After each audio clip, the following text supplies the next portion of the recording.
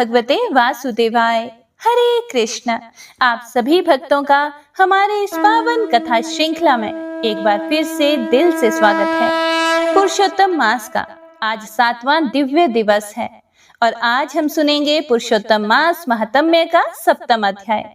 आज का दिन विशेष रूप से भगवान श्री हरि विष्णु, श्री कृष्ण तथा पितृ स्मरण के लिए शुभ माना गया है। आज मघा नक्षत्र है जो राजसी तेज, कुल गौरव और पूर्वजों के आशीर्वाद का प्रतीक माना जाता है। आज के दिन भगवान का नाम जप, दीपदान, तुलसी पूजा, गीता पाठ और भागवत श्रवण करने से विशेष पुण्य प्राप्त होता है। आज ब्रह्म मुहूर्त सुबह 4:03 से 4:46 तक रहेगा। सूर्य उदय होगा सुबह 5:26 पर। अभिजीत मुहूर्त सुबह 11:47 से 12:38 तक रहेगा और निश्चित पूजा समय रात्रि 11:57 से 12:41 तक रहेगा। और आज राहु काल सुबह 8:59 से 10:36 तक रहेगा। इस समय कोई भी शुभ कार्य ना करें। आज के दिन हमें स्पेशल क्या करना चाहिए?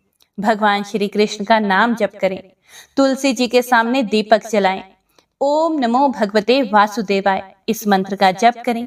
गरीबों को अन्न, वस्त्र या जल का दान अवश्य करें। गीता और श्रीमद् भगवत गीता का पाठ श्रवण करें। कहते हैं कि पुरुषोत्तम मास के इस 7वें दिन यदि कोई भक्त सच्चे मन से भगवान श्री हरि का स्मरण करता है तो उसके जीवन के रुके हुए कार्यों में भी प्रभु कृपा का मार्ग खुलने लगता है। यह कथा केवल एक मास की महिमा नहीं है, बल्कि भगवान की उस करुणा की कथा है जो हर दुखी, निराश और तिरस्कृत जीव को अपनाती है। तो आइए कथा आरंभ करने से पहले प्रभु श्री हरि के चरणों में प्रेम पूर्वक प्रार्थना अर्पित करें। हे वृंदावन बिहारी लाल, हे दीन बंधो श्री कृष्ण, हे पुरुषोत्तम प्रभु, आपकी करुणा के बिना यह जीवन शुष्क है। आपकी भक्ति के बिना यह मन अशांत है। हे नाथ, जैसे आपने दुखी अधिक मास को अपनाकर उसे संसार में श्रेष्ठ बना दिया, वैसे ही हमारे जीवन के अंधकार को भी अपने प्रेम से प्रकाशित कर दीजिए। हे श्याम सुंदर, हमारे हृदय में भक्ति का दीप जला दीजिए। हमारे भीतर से अहंकार, क्रोध, लोभ और दुख को दूर कर दीजिए। हमें ऐसा बना दीजिए कि हमारा प्रत्येक श्वास आपके नाम का स्मरण करे। हे राधा रमण, जब जब संसार हमें ठुकराए तब तब हमें आपके चरणों का सहारा मिलता रहे। हमारे घर में सुख हो या दुख हो, हर परिस्थिति में आपका नाम संकीर्तन होता रहे। हे पुरुषोत्तम भगवान, इस पावन अधिक मास में जो भी भक्त यह कथा सुन रहे हैं, उनके जीवन से रोग, भय, दरिद्रता और अशांति दूर कर दीजिए। उनके घरों में भक्ति, प्रेम, सुख और समृद्धि का वास हो। उनकी मनोकामनाएं पूर्ण हो और अंत समय में उन्हें आपके श्री चरणों की प्राप्ति हो। हरे कृष्ण कृष्ण कृष्ण हरे हरे, हरे राम राम राम हरे हरे, हरे कृष्ण। तो आइए भक्तों, अब अत्यंत श्रद्धा और भक्ति के साथ सुनते हैं श्री पुरुषोत्तम मास महात्म्य अध्याय 7। एक समय नैमिषारण्य तीर्थ में अनेक ऋषि मुनि बैठे हुए थे। वहां सूत जी भगवान की पवित्र कथाएं सुना रहे थे। सभी ऋषियों के मन में पुरुषोत्तम मास की महिमा जानने की तीव्र इच्छा थी। तब उन्होंने विनम्रता से सूत जी से प्रश्न किया। तो ऋषि बोले, हे सूत जी, आपने हमें पुरुषोत्तम मास की अनेक अद्भुत कथाएं सुनाई। अब कृपया करके यह बताइए कि जब अधिक मास दुखी होकर भगवान विष्णु के पास पहुंचा और भगवान विष्णु उसे लेकर भगवान श्री कृष्ण के पास गए, तब भगवान श्री कृष्ण ने क्या कहा? फिर सूत जी महाराज बोले, हे मुनियों, यही प्रश्न एक समय देवऋषि नारद ने भगवान नारायण से किया था। अब मैं वही पवित्र कथा आपको आगे सुनाता हूँ। देवऋषि नारद ने भगवान नारायण से पूछा, हे प्रभु, जब अधिक मास अपना दुख सुनाकर मौन हो गया, तब दयालु भगवान श्री कृष्ण ने उस पर कैसी कृपा की? कृपया करके इसे भी विस्तार से बताइए। तब भगवान नारायण बोले, हे नारद, भगवान श्री कृष्ण ने उस समय जो वचन कहे वे अत्यंत पवित्र और दुर्लभ हैं। उन्हें श्रद्धावान भक्तों को ही सुनाना चाहिए। अब मैं तुम्हें वही दिव्य कथा सुनाता हूँ। हे नारद, जब अधिक मास भगवान श्री कृष्ण के सामने पहुंचा, तब उसका स्वरूप अत्यंत दुखी था। उसकी आंखों से आंसू बह रहे थे। वह हाथ जोड़कर खड़ा हुआ था। संसार के लोग उसे अपवित्र मानते थे। कोई भी शुभ कार्य उसमें नहीं करता था। विवाह, यज्ञ, गृह प्रवेश जैसे मांगलिक कार्यों में उसे अशुभ समझा जाता था। सभी महीने उसका उपहास करते थे और मल मास कहकर तिरस्कार करते थे। उसका दुख देखकर भगवान विष्णु को दया आई और वे उसे लेकर गोलोक में भगवान श्री कृष्ण के पास पहुंचे। भगवान श्री कृष्ण ने जब उस दुखी अधिक मास को देखा तो उनके हृदय में करुणा उमड़ पड़ी। उन्होंने प्रेम पूर्वक कहा, हे विष्णु जी, आपने बहुत अच्छा किया जो इस दुखी मास को मेरे पास ले आए। आज से इसका सारा दुख समाप्त हो गया। फिर भगवान श्री कृष्ण ने अधिक मास की ओर देखकर कहा, हे अधिक मास, अब तुम्हें दुखी होने की कोई आवश्यकता नहीं है। संसार ने भले ही तुम्हारा तिरस्कार किया हो, परंतु आज से मैं तुम्हें अपना बना लेता हूँ। भगवान के ये मधुर वचन सुनकर अधिक मास की आंखों से आंसू बहने लगे। लेकिन हे प्रिय भक्तों, अब वे आंसू दुख के नहीं थे, वे थे आनंद के आंसू। भगवान श्री कृष्ण बोले कि संसार मुझे पुरुषोत्तम नाम से जानता है और आज से मैं अपना यही पवित्र नाम तुम्हें देता हूँ। अब तुम पुरुषोत्तम मास कहलाओगे। मेरे जितने भी दिव्य गुण हैं, दया, कृपा, महिमा, पुण्य, यश और भक्तों को वरदान देने की शक्ति, वे सब आज से मैं तुम्हें प्रदान करता हूँ। अब तुम सभी महीनों में श्रेष्ठ और पूजनीय बनोगे। संसार के लोग तुम्हारा आदर करेंगे। जो भक्त तुम्हारी पूजा करेंगे उनके सभी दुख दूर होंगे। हे प्रिय भक्तों, भगवान के इन वचनों को सुनकर देवता भी आश्चर्यचकित हो गए। जिस मास को सभी तुच्छ समझते थे, उसी को भगवान ने अपने समान महान बना दिया। भगवान श्री कृष्ण आगे बोले, जो मनुष्य श्रद्धा और भक्ति से इस पुरुषोत्तम मास में स्नान, दान, जप, तप, पूजा और व्रत करेंगे, उनके पाप नष्ट हो जाएंगे। यह मास केवल भौतिक सुख देने वाला नहीं, बल्कि मोक्ष देने वाला भी है। जो भक्त सकाम भाव से इस मास का व्रत करेगा, उसकी उचित मनोकामनाएं पूर्ण होंगी, और जो निष्काम भाव से भक्ति करेगा वह मुझे प्राप्त होगा।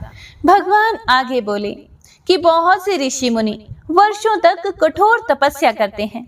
कोई जंगलों में रहकर उपवास करता है, तो कोई केवल फल खाता है, कोई गर्मी सर्दी सहकर तप करता है। वे सभी मेरे परम धाम को पाने का प्रयास करते हैं। लेकिन हे विष्णु, जो भक्त श्रद्धा से केवल एक पुरुषोत्तम मास का व्रत करता है, वह भी मेरे परम धाम को प्राप्त कर सकता है। भगवान ने समझाया कि जिस प्रकार खेत में बोया गया एक बीज हजारों दानों में बदल जाता है, उसी प्रकार एक मास में किया गया थोड़ा सा भी पुण्य करोड़ों गुना बढ़ जाता है। दूसरे यज्ञ और पुण्य मनुष्य को स्वर्ग तक ले जाते हैं, लेकिन स्वर्ग का सुख समाप्त होने पर मनुष्य फिर पृथ्वी पर लौट आता है। लेकिन जो पुरुषोत्तम मास का व्रत करता है, वह जन्म मरण के बंधन से मुक्त होकर मेरे धाम में आता है। भगवान श्री कृष्ण बोले, यह मास मेरा अत्यंत प्रिय है, इसीलिए जो भी भक्त इस महीने में भक्ति करते हैं, उनकी चिंता मैं स्वयं करता हूँ। कभी कभी मेरे भक्तों से भूल हो जाती है, परंतु पुरुषोत्तम मास के भक्तों के अपराध मैं नहीं गिनता। जो भक्त मेरे इस मास में श्रद्धा से दीपदान, तुलसी पूजन, गीता का पाठ, भागवत श्रवण और दान करते हैं, वे मुझे अत्यंत प्रिय हैं। फिर भगवान ने संसार के लोगों को चेतावनी देते हुए कहा, जो लोग इस पवित्र मास में स्नान, दान, जप और पूजा नहीं करते, वे अपने जीवन का बड़ा दुर्भाग्य करते हैं। जो लोग इस मास का अपमान करते हैं और धर्म नहीं करते, वे दुख और अशांति को प्राप्त होते हैं। भगवान ने विशेष रूप से स्त्रियों के विषय में कहा, जो स्त्रियां श्रद्धा से इस मास में व्रत, पूजा और दान करती हैं, उन्हें अखंड सौभाग्य, परिवार का सुख और संतान सुख प्राप्त होता है। जो लोग इस मास को बिना भक्ति और दान के व्यर्थ गंवा देते हैं, उन्हें जीवन में सुख और शांति प्राप्त नहीं होती। इसीलिए भगवान ने कहा, हर मनुष्य को अपनी शक्ति के अनुसार इस मास में अवश्य ही धर्म करना चाहिए। प्रातःकाल स्नान करें, भगवान का नाम जपें, गरीबों को दान दें, दीपदान करें, तुलसी जी की पूजा करें, गीता और भागवत सुने तथा प्रभु की भक्ति में मन लगाएं। भगवान श्री कृष्ण के ये अमृत समान वचन सुनकर भगवान विष्णु अत्यंत प्रसन्न हो गए। अधिक मास भी अब दुखी नहीं था। जिसे संसार मलमास कहकर तिरस्कार करता था, वह अब भगवान का प्रिय पुरुषोत्तम मास बन चुका था। तब भगवान विष्णु ने श्री कृष्ण को प्रणाम किया। भगवान श्री कृष्ण का श्याम सुंदर स्वरूप नवीन वर्षा के बादल के समान चमक रहा था। भगवान विष्णु गरुड़ पर बैठकर पुरुषोत्तम मास को साथ लेकर वैकुंठ धाम की ओर चले गए। सूत जी महाराज बोले, हे ऋषियों, जो मनुष्य श्रद्धा और भक्ति से पुरुषोत्तम मास का महात्म्य सुनता या सुनाता है, उसके जीवन के पाप नष्ट होते हैं, घर में सुख शांति आती है और अंत में भगवान श्री हरि की कृपा प्राप्त होती है। इति श्री पुरुषोत्तम मास महात्म्य सप्तम अध्याय संपूर्ण। तो सभी भक्तजन एक बार प्रेम से बोलिए, पुरुषोत्तम मास की जय। जय जय श्री राधे। हरे कृष्ण। हे प्रिय भक्तों, अधिक मास का यह पावन समय केवल व्रत, पूजा और दान का ही नहीं, बल्कि अपने जीवन की दरिद्रता, कष्ट और आर्थिक बाधाओं को दूर करने का भी दिव्य अवसर माना गया है। शास्त्रों में ऐसा कहा गया है कि अधिक मास में यदि श्रद्धा और विश्वास के साथ प्रतिदिन कनक धारा स्तोत्र का पाठ किया जाए तो माँ महालक्ष्मी की कृपा शीघ्र प्राप्त होती है। यह वही दिव्य स्तोत्र है जिसकी रचना आदि गुरु शंकराचार्य जी ने की थी और जिसके प्रभाव से एक निर्धन ब्राह्मणी के घर स्वर्ण की वर्षा होने लगी थी। ऐसा कहा जाता है कि जहाँ कनक धारा स्तोत्र का नित्य पाठ होता है, वहाँ धीरे धीरे दरिद्रता दूर होने लगती है, रुका हुआ धन आने लगता है और घर में सुख समृद्धि का वास होने लगता है। तो आइए भक्तों, अधिक मास के इस पुण्य समय में पूरे श्रद्धा भाव से सुनते हैं माँ महालक्ष्मी को प्रसन्न करने वाला दिव्य एवं चमत्कारी कनक धारा स्तोत्र। महालक्ष्मी नमस्तुभ्यं नमस्तुभ्यं सुरेश्वरी, हरि प्रिये नमस्तुभ्यं नमस्तुभ्यं दयानिधे। हे महालक्ष्मी, हे सुरों की ईश्वरी, आपको नमस्कार है। हे विष्णु प्रिया, हे दया की सागर, आपको बारंबार नमस्कार है। जैसे भ्रमरी अध खिले कुसुमों से अलंकृत तमाल तरु का आश्रय लेती है, उसी प्रकार जो प्रकाश श्री हरि के रोमांच से सुशोभित श्री अंगों पर निरंतर पड़ता रहता है तथा जिसमें संपूर्ण ऐश्वर्य का निवास है, संपूर्ण मंगलों की अधिष्ठात्री देवी भगवती महालक्ष्मी की वह दृष्टि मेरे लिए मंगलदायी हो। जैसे भ्रमरी महान कमल दल पर मंडराती रहती है, उसी प्रकार जो श्री हरि के मुखारविंद की ओर बराबर प्रेम पूर्वक जाती है और लज्जा के कारण लौट आती है, समुद्र कन्या लक्ष्मी की वह मनोहर मुग्ध दृष्टिमाला मुझे धन संपत्ति प्रदान करे। जो संपूर्ण देवताओं के अधिपति इंद्र के पद का वैभव विलास देने में समर्थ है, मधुहंता श्री हरि को भी अधिकाधिक आनंद प्रदान करने वाली है तथा जो नील कमल के भीतरी भाग के समान मनोहर जान पड़ती है, उन लक्ष्मी जी के अध खुले नेत्रों की दृष्टि क्षण भर के लिए मुझ पर थोड़ी सी अवश्य पड़े। शेषशायी भगवान विष्णु की धर्म पत्नी श्री लक्ष्मी जी के नेत्र हमें ऐश्वर्य प्रदान करने वाले हों। जिनकी पुतली तथा बरौनिया अनंग के वशीभूत होकर अध खुले किंतु साथ ही निर्निमेष अर्थात अपलक नयनों से देखने वाले आनंद कंद श्री मुकुंद को अपने निकट पाकर कुछ तिरछी हो जाती हैं, जो भगवान मधुसूदन के कौस्तुभ मणि मंडित वक्ष स्थल में इंद्र नीलमयी हारावली से सुशोभित होती हैं तथा उनके भी मन में प्रेम का संचार करने वाली हैं। वह कमल कुंज वासिनी कमला की कटाक्ष माला मेरा कल्याण करे। जैसे मेघों की जटा में बिजली चमकती है, उसी प्रकार जो कैटभ शत्रु श्री विष्णु जी के काली मेघ माला के श्याम सुंदर वक्ष स्थल पर प्रकाशित होती हैं, जिन्होंने अपने आविर्भाव से भृगु वंश को आनंदित किया है तथा जो समस्त लोकों की जननी है, उन भगवती लक्ष्मी की पूजनीय मूर्ति मुझे कल्याण प्रदान करे। समुद्र कन्या कमला की वह मंद अलस मंथर और अर्धोन्मिलित दृष्टि, जिसके प्रभाव से कामदेव ने मंगलमय भगवान मधुसूदन के हृदय में प्रथम बार स्थान प्राप्त किया था, यहाँ मुझ पर पड़े।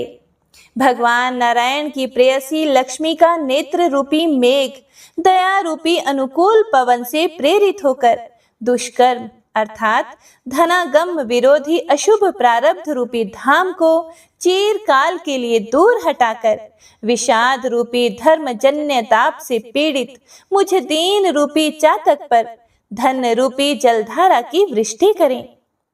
विशिष्ट बुद्धि वाले मनुष्य जिनके प्रीति पात्र होकर जिस दया दृष्टि के प्रभाव से स्वर्ग पद को सहज ही प्राप्त कर लेते हैं, पद्मासना पद्मा की वह विकसित कमल गर्भ के समान कांतिमय दृष्टि मुझे मनोवांछित पुष्टि प्रदान करें। जो सृष्टि लीला के समय वाग देवता अर्थात ब्रह्म शक्ति सरस्वती के रूप में विराजमान होती हैं तथा प्रलय लीला के काल में शाकंभरी अर्थात भगवती दुर्गा अथवा चंद्रशेखर वल्लभा पार्वती अर्थात रुद्र शक्ति के रूप में अवस्थित होती हैं। त्रिभुवन के एकमात्र पिता भगवान नारायण की उन नित्य यौवना प्रेयसी श्री लक्ष्मी जी को नमस्कार है। हे माता, शुभ कर्मों का फल देने वाली श्रुति के रूप में आपको प्रणाम है। रमणीय गुणों की सिंधु रूपा रति के रूप में आपको नमस्कार है। कमल वन में निवास करने वाली शक्ति स्वरूपा लक्ष्मी को नमस्कार है तथा पुष्टि रूपा पुरुषोत्तम प्रिया को नमस्कार है। कमल वंदना कमला को नमस्कार है। क्षीर सिंधु सभ्यता श्री देवी को नमस्कार है। चंद्रमा और सुधा की सगी बहन को नमस्कार है। भगवान नारायण की वल्लभा को नमस्कार है। कमल सदृश नेत्रों वाली माननीय माँ, आपके चरणों में किए गए प्रणाम संपत्ति प्रदान करने वाले, संपूर्ण इंद्रियों को आनंद देने वाले, साम्राज्य देने में समर्थ और सारे पापों को हर लेने के लिए सर्वथा तत्पर हैं।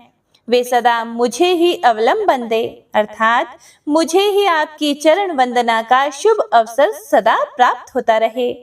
जिनके कृपा कटाक्ष के लिए की गई उपासना उपासक के लिए संपूर्ण मनोरथों और संपत्तियों का विस्तार करती है। श्री हरि की हृदयेश्वरी उन्हीं आप लक्ष्मी देवी का मैं मन वाणी और शरीर से भजन करती हूँ। भगवती हरि प्रिया, तुम कमल वन में निवास करने वाली हो। तुम्हारे हाथों में नीला कमल सुशोभित है। तुम अत्यंत उज्जवल वस्त्र, गंध और माला आदि से सुशोभित हो। तुम्हारी झांकी बड़ी मनोरम है। त्रिभुवन का ऐश्वर्य प्रदान करने वाली हे देवी, मुझ पर प्रसन्न हो जाओ। दिग्गजों द्वारा स्वर्ण कमल के मुख से घिराए गए आकाश गंगा के निर्मल एवं मनोहर जल से जिनके श्री अंगों का अभिषेक अर्थात स्नान संपादित होता है, संपूर्ण लोकों के अधीश्वर भगवान विष्णु की गृहिणी और क्षीर सागर की पुत्री उन जग जननी लक्ष्मी को मैं प्रातःकाल प्रणाम करती हूँ। कमल नयन केशव की कमनीय कामिनी कमले, मैं अकिंचन अर्थात दीनहीन मनुष्य में अग्रगण्य हूँ, इसीलिए तुम्हारी कृपा की स्वाभाविक पात्र हूँ। तुम उमड़ती हुई करुणा की बाढ़ की तरह तरंगों के समान कटाक्षों द्वारा मेरी ओर देखो। जो मनुष्य इन स्तुतियों द्वारा प्रतिदिन वेद त्रयी स्वरूपा त्रिभुवन जननी भगवती लक्ष्मी की स्तुति करते हैं, वे इस भूतल पर महान, गुणवान और अत्यंत सौभाग्यशाली होते हैं तथा विद्वान पुरुष भी उनके मनोभावों को जानने के लिए उत्सुक रहते हैं। इति कनकधारा स्तोत्र समाप्त। हे प्रिय भक्तों, अधिक मास में प्रतिदिन गीता के अध्यायों का पाठ करना अत्यंत पुण्यदायी माना गया है। विशेष रूप से श्रीमद् भगवद गीता का 15वां अध्याय पुरुषोत्तम योग अधिक मास में बहुत महत्वपूर्ण माना गया है, क्योंकि यह अध्याय स्वयं भगवान श्री कृष्ण के पुरुषोत्तम स्वरूप का वर्णन करता है। गीता केवल एक ग्रंथ नहीं, बल्कि स्वयं भगवान श्री कृष्ण की दिव्य वाणी है। कहा जाता है कि जो भक्त अधिक मास में श्रद्धा और भक्ति से प्रतिदिन गीता का एक अध्याय भी सुनता या पढ़ता है, उसके जीवन के पाप, भय और दुख धीरे धीरे समाप्त होने लगते हैं और उसके हृदय में भक्ति का प्रकाश प्रकट होता है। विशेष रूप से यह 15वां अध्याय पुरुषोत्तम योग अत्यंत ही दिव्य अध्याय है। इसमें भगवान श्री कृष्ण ने इस संसार को एक उल्टे वृक्ष के समान बताया है और समझाया है कि जीवात्मा कैसे संसार के बंधनों में फंसती है तथा किस प्रकार भगवान की शरण लेकर परम धाम को प्राप्त कर सकती है। ऐसी मान्यता है कि पुरुषोत्तम मास में प्रतिदिन गीता पाठ करने वाला भक्त भगवान श्री हरि की विशेष कृपा प्राप्त करता है। तो आइए भक्तों, श्रद्धा और प्रेम के साथ हम सब मिलकर श्रीमद् भगवद गीता के 15वें अध्याय पुरुषोत्तम योग का पाठ करें। ओम नमो भगवते वासुदेवाय। श्री भगवान ने कहा, हे अर्जुन, इस संसार को एक ऐसे कभी नष्ट न होने वाले वृक्ष के समान कहा गया है, जिसकी जड़ें ऊपर की ओर हैं और शाखाएं नीचे की ओर फैली हुई हैं। इस वृक्ष के पत्ते वेदों के मंत्र हैं। जो इस संसार रूपी वृक्ष को जान लेता है, वही वेदों का सच्चा ज्ञाता होता है। इस संसार रूपी वृक्ष की सभी जीव योनियों के रूप में शाखाएं ऊपर और नीचे हर ओर फैली हुई है।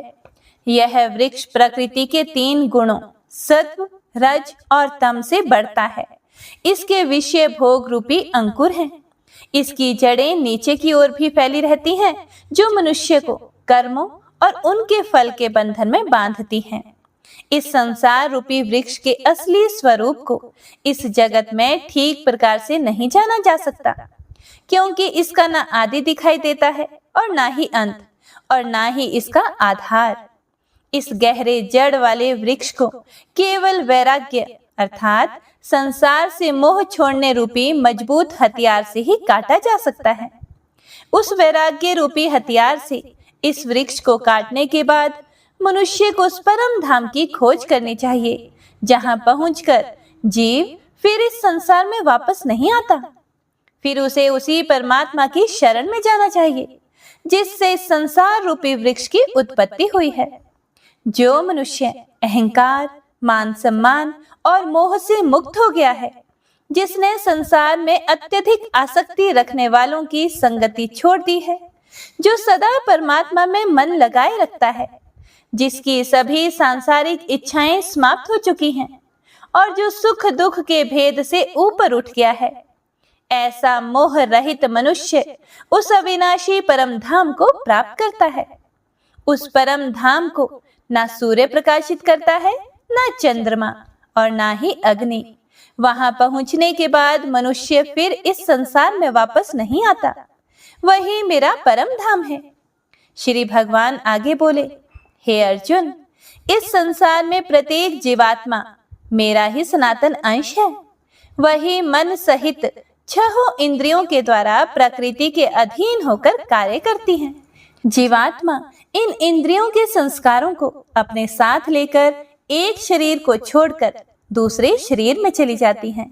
जैसे वायु सुगंध को एक स्थान से उठाकर दूसरे स्थान तक ले जाती है, फिर दूसरे शरीर में जाकर जीवात्मा कान, आंख, त्वचा, जीभ, नाक और मन के द्वारा विषयों का भोग करती है। जीवात्मा किस प्रकार शरीर को छोड़ती है, किस प्रकार शरीर में रहती है और किस प्रकार प्रकृति के गुणों के अधीन होकर विषयों का भोग करती है, यह बात अज्ञानी लोग नहीं समझ पाते। केवल ज्ञानवान मनुष्य ही इसे देख पाते हैं। योग का अभ्यास करने वाले साधक अपने हृदय में स्थित आत्मा को देख सकते हैं, लेकिन जिनका मन शुद्ध नहीं है और जो योग में स्थिर नहीं है, वे प्रयास करने पर भी आत्मा को नहीं देख पाते। हे अर्जुन, सूर्य में जो प्रकाश है, जिससे पूरा संसार प्रकाशित होता है, चंद्रमा और अग्नि में जो तेज है, उसे तू मेरा ही प्रकाश समझ। मैं ही प्रत्येक लोक में प्रवेश करके अपनी शक्ति से सब प्राणियों को धारण करता हूँ और चंद्रमा के रूप में वनस्पतियों में रस बनकर सबका पालन पोषण करता हूँ। मैं ही सभी प्राणियों के शरीर में पाचन शक्ति बनकर स्थित हूँ। प्राण और अपान वायु के साथ मिलकर मैं ही 4 प्रकार के अन्न, चबाने, पीने, चाटने और चूसने योग्य भोजन को पचाता हूँ। मैं ही सबके हृदय में स्थित हूँ। मुझसे ही स्मरण शक्ति, ज्ञान और भूलना होता है। सभी वेदों द्वारा मैं ही जानने योग्य हूँ। मैं ही वेदों का रचयिता और जानने वाला हूँ। हे अर्जुन, संसार में 2 प्रकार के जीव कहे गए हैं, एक नष्ट होने वाला और दूसरे अविनाशी। सभी शरीर नष्ट होने वाले हैं, लेकिन आत्मा अविनाशी है। इन दोनों से अलग एक और श्रेष्ठ पुरुष है, जिसे परमात्मा कहा जाता है। वह अविनाशी भगवान तीनों लोकों में प्रवेश करके सभी प्राणियों का पालन करता है, क्योंकि मैं नाशवान और अविनाशी दोनों से परे तथा सर्वोत्तम हूँ। इसीलिए संसार और वेदों में मुझे पुरुषोत्तम कहा गया है। हे भरतवंशी अर्जुन, जो मनुष्य मुझे बिना किसी संदेह के पुरुषोत्तम भगवान के रूप में जानता है, वह सब कुछ जानकर पूरी श्रद्धा से मेरी भक्ति करता है।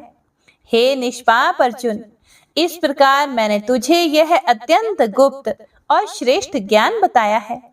जो मनुष्य इसे सही प्रकार से समझ लेता है, वह बुद्धिमान बन जाता है और उसके सभी कार्य सफल हो जाते हैं। तो इस प्रकार उपनिषद, ब्रह्म विद्या तथा योग शास्त्र रूप श्रीमद् भगवद गीता के श्री कृष्ण अर्जुन संवाद में पुरुषोत्तम योग नामक 15वां अध्याय संपूर्ण हुआ। तो आइए अब सुनिए इस अध्याय का महात्म्य।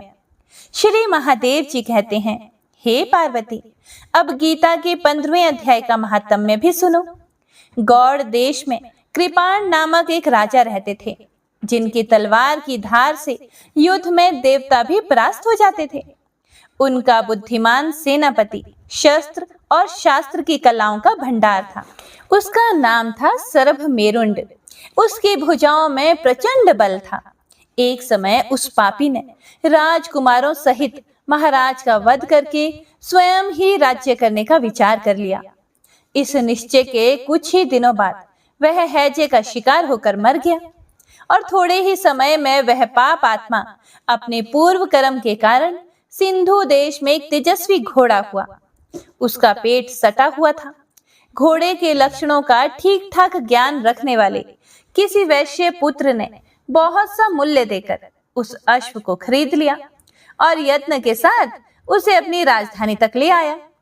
वैश्य कुमार वह अश्व राजा को देने को लाया था। यद्यपि राजा उस वैश्य कुमार से परिचित थे, फिर भी द्वारपाल ने जाकर उसके आगमन की सूचना दी। फिर राजा ने पूछा कि तुम यहाँ किस लिए आए हो? तब उसने साफ साफ शब्दों में कहा, हे राजन, सिंधु देश में एक उत्तम लक्षणों से संपन्न घोड़ा था, जिसे तीनों लोगों का एक रत्न समझकर मैंने बहुत सा मूल्य देकर खरीद लिया है। फिर राजा ने आज्ञा दी कि उस घोड़े को यहाँ ले आओ। वास्तव में वह घोड़ा गुणों में उच्च श्रवा के समान था। सुंदर रूप का तो मानो वह घर ही था और शुभ लक्षणों का समुद्र जान पड़ता था। राजा के बोलने से वैश्य घोड़ा ले आया और राजा ने उसे देखा। अश्व का लक्षण जानने वाले अमात्यों ने इसकी बड़ी प्रशंसा की और सुनकर राजा अपार आनंद में निमग्न हो गए और उन्होंने वैश्य को मुंह मांगा स्वर्ण देकर तुरंत ही उस घोड़े को खरीद लिया और कुछ ही दिनों के बाद एक समय राजा शिकार खेलने के लिए उत्सुक होकर उसी घोड़े पर चढ़कर वन में चले गए। वहां मृगों के पीछे उन्होंने अपना घोड़ा बढ़ाया। पीछे पीछे सब ओर से दौड़ते आते हुए समस्त सैनिकों का साथ छूट गया। वे हिरणों द्वारा आकृष्ट होकर बहुत दूर तक निकल गए। प्यास ने उन्हें व्याकुल कर दिया था। तब वे घोड़े से उतरकर जल की खोज करने लगे। घोड़े को तो उन्होंने वृक्ष के तने के साथ बांध दिया और खुद एक चट्टान पर चढ़ने लगे। और कुछ दूर जाने पर उन्होंने देखा कि एक पत्ते का टुकड़ा हवा से उड़कर शिलाखंड पर गिरा है। उसमें गीता के 15वें अध्याय का आधा श्लोक लिखा हुआ था। राजा फिर उसे पढ़ने लगा। उनके मुख से गीता के अक्षर सुनकर घोड़ा तुरंत गिर पड़ा और घोड़े के शरीर को छोड़कर तुरंत ही दिव्य विमान पर बैठकर वह स्वर्ग लोक को चला गया। हे प्रिय भक्तों, उसके बाद राजा ने पहाड़ पर चढ़कर एक उत्तम आश्रम देखा, जहां नागकेशर, केले, आम और नारियल के वृक्ष लहलहा रहे थे। आश्रम के अंदर एक ब्राह्मण बैठे हुए थे, जो संसार की वासनाओं से मुक्त थे।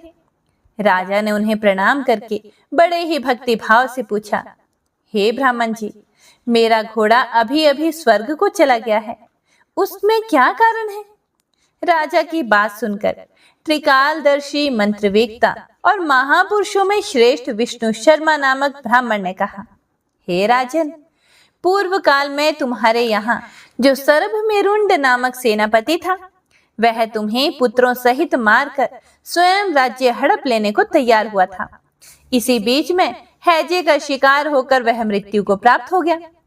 उसके बाद वह उसी पाप से घोड़ा हुआ था और यहीं कहीं गीता के 15वें अध्याय का आधा श्लोक लिखा मिल गया था।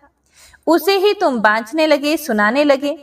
उसी को तुम्हारे मुख से सुनकर वह घोड़ा स्वर्ग को प्राप्त हुआ। उसके बाद राजा के सैनिक उन्हें ढूंढते हुए वहां तक आ पहुंचे। उन सब के साथ ब्राह्मण को प्रणाम करके राजा प्रसन्नता पूर्वक वहां से चले गए और गीता के 15वें अध्याय के श्लोकाक्षरों से अंकित उसी पत्र को बांझ बांझ कर प्रसन्न होने लगे। उनके नेत्र हर्ष से खिल उठे थे।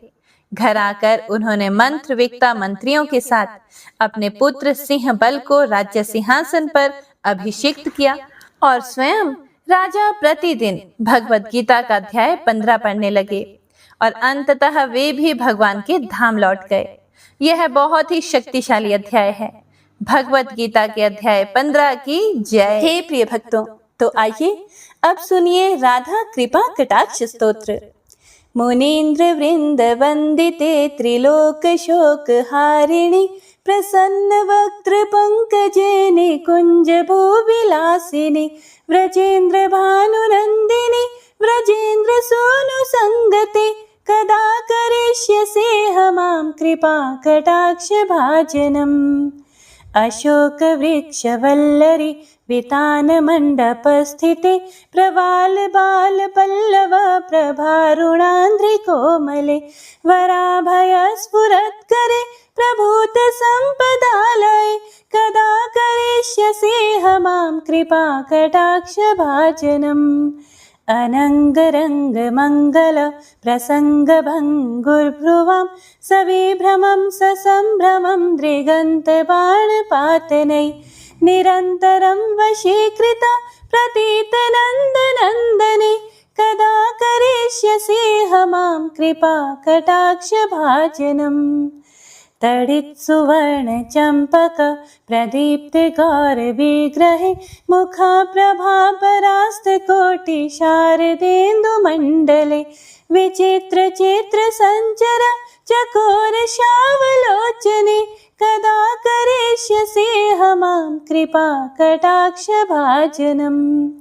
मदोन्मदाति यौवने प्रमोदमान मंडिते प्रियानुराग रंजिते कला विलास पंडिते अनन्य धन्य कुंज राज्य काम केलि कोविदे कदा करिष्यसे हमां कृपा कटाक्ष भाजनम्।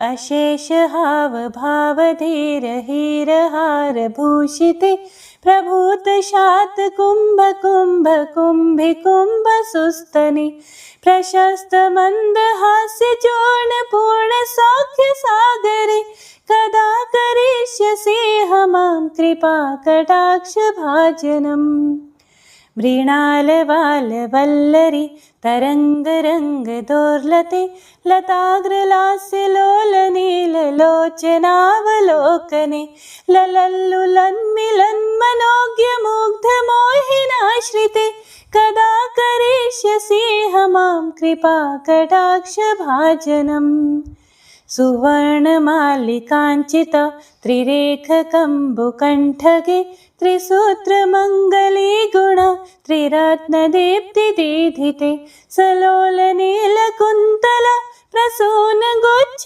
गुम्फिते कदा करिष्यसि मां कृपा कटाक्ष भाजनम् नितम्बबिम्बलम्बमान् पुष्पमेखलागुणे प्रशस्तरत्नकिङ्किणी कलापमध्यमञ्जुले करीन्द्रशुण्डदण्डिका वरोह सौभगोरुके कदा करिष्यसि मां कृपा कटाक्ष भाजनम् अनेकमन्त्रनादमञ्जुनोपुरार्वस्खलत् समाजराजहंसवंश निक्वणाति गौरवे विलोल हेमवल्लरी विडम्बिचारुचङ्क्रमे कदा करिष्यसि मां कृपा कटाक्ष भाजनम् अनन्तकोटि विष्णुलोक नम्र पद्मजार्चिते हिमाद्रिजा पुलोमजा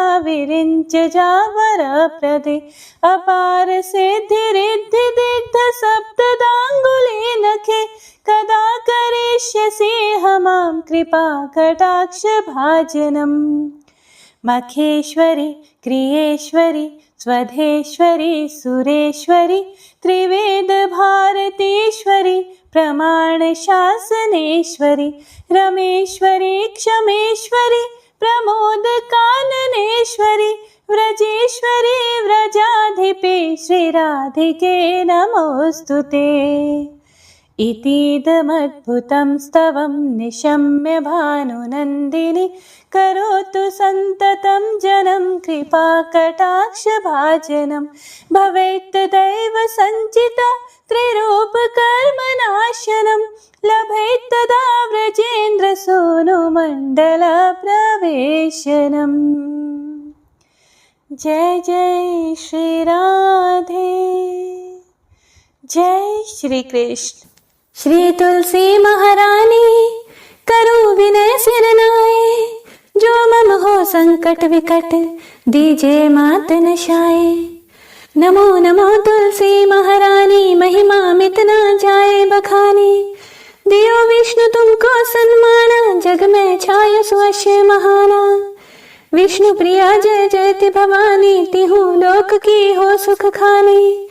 भगवत पूजा कर जो कोई बिना तुम्हारे सफल न होई। जिन घर तव नहीं होए निवासा उस पर करी विष्णु नहीं बासा। करे सदा जो तव नित सुमिरन ते ही के काज होए सब पूरन। कार्तिक मास महात्म तुम्हारा ताको जानत सब संसारा। तव पूजन जो करे कुंवारी पावे सुंदर वर सुकुमारी। करे जो पूजन नित्य प्रति नारी सुख संपत्ति से होए सुखारी। वृद्धा नारी करे जो पूजन मिले भक्ति होवे पुलकित मन। श्रद्धा से पूजे जो कोई भवनिधि से तर जावे सोए। कथा भागवत यज्ञ करावे तुम बिन नहीं सफलता पावे। छायो तब प्रताप जग भारी ध्यावत तुम ही सकल चित धारी। तुम ही मात यंत्रन तंत्रन में सकल काज सिद्धि होवे क्षण में। औषधि रूप आप हो माता सब जग में तव यश विख्याता। देव ऋषि मुनियो तपधारी करत सदा तव जय जयकारे। वेद पुरातन तव यश गाया महिमा अगम पार नहीं पाया। नमो नमो जय जय सुख कारणी नमो नमो जय दुख निवारणी। नमो नमो सुख संपत्ति देनी नमो नमो अघ काटन छेनी। नमो नमो भक्तन दुखहरणी, नमो नमो दुष्टन मदछैनी, नमो नमो भव पार उतारनी, नमो नमो परलोक सुधारनी, नमो नमो निज भक्त उबारनी, नमो नमो जन काज संवारनी, नमो नमो जय कुमति निशावनी, नमो नमो सब सुख उपजावनी, जयति जयति जय तुलसी माई, ध्याऊं तुमको शीश नवाई, निज जन जानी मोहि अपनाओ, बिगड़े कारज आप बनाओ, करूं विनय में मात तुम्हारी, पूर्ण आशा करहूं हमारी, शरण चरण कर जोर मनाऊं, निश दिन तेरे ही गुण गाऊं, करहूं माता बमो पर दाया, निर्मल होए सकल मम काया, मांगू मात ये बर दीजे, सकल मनोरथ पूर्ण कीजे, जानू नहीं कुछ नेम आचारा, क्षमहु मात अपराध हमारा, 12 मास करे जो पूजा, तासम जग में और न दूजा,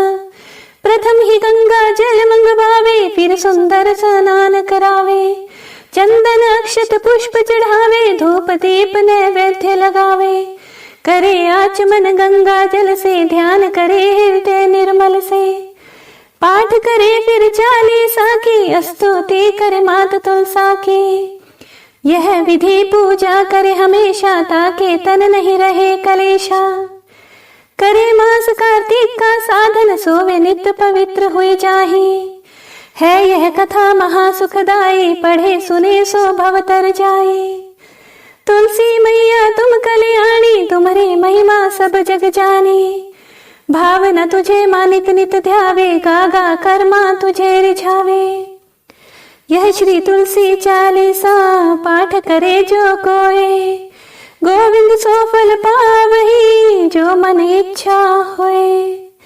तुलसी चालीसा संपूर्ण। उम्मीद करती हूँ आपको वीडियो अच्छी लगी होगी। अच्छी लगी हो तो इसे ज्यादा से ज्यादा शेयर कीजिएगा, और अगर आप चैनल पर नए हैं तो चैनल को सब्सक्राइब जरूर कीजिएगा। धन्यवाद। आपका मंगल हो।